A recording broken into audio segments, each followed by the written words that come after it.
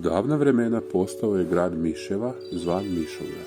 Njegovi stanovnici su uživali u životu jer su imali veselja, mira i hrane, koliko im je srce željelo. Miševi su se volili zabavljati.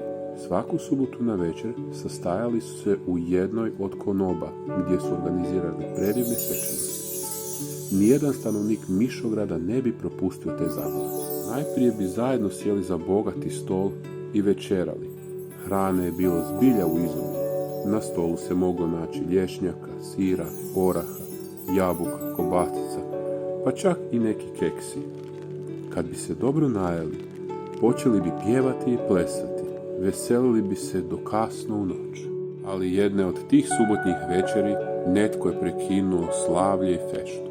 Dok su miševi uživali u izvrsnom siru, među njih je iznenada skočila mačka. I svi su se silno prestrašili.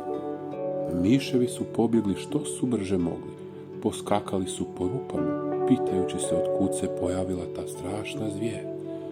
Više nije bilo mira ni spokoja u njihovom Mišogradu. Miševi koji nikada nisu imali nikakvih problema, sada su bili prisiljeni paziti na svoje kretanje.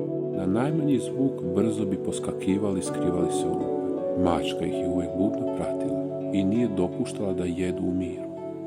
Tiho bi se prišuljala miševima, tako da bi oni jedva uspjeli spasiti žive glave u posljednji trenutak i pobjeći u svoje rupe. Naša velika mačka crna nije pokazivala namjeru da napusti Mišograd, a miševima je ponestajalo hrane, jer ono što ne bi pojeli, bacili bi na mačku da bi se obranili od nje.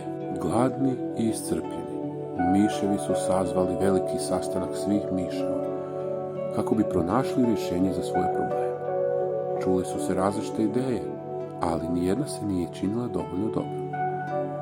Tada najstariji miš predloži: trebalo bi vezati ovo zvonce mački za rep, tako bismo čuli zvuk svakog puta kada bi nam se mačka približila. To bi nas uvijek opomenulo da se na vrijeme skloni. Svi su se sa oduševljenjem složili s tim.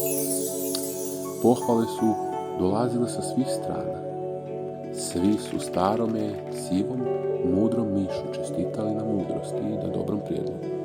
No, mali mišić je pitao tko će pričvrstiti zvonce mački za rep. Upita najmlađi miš.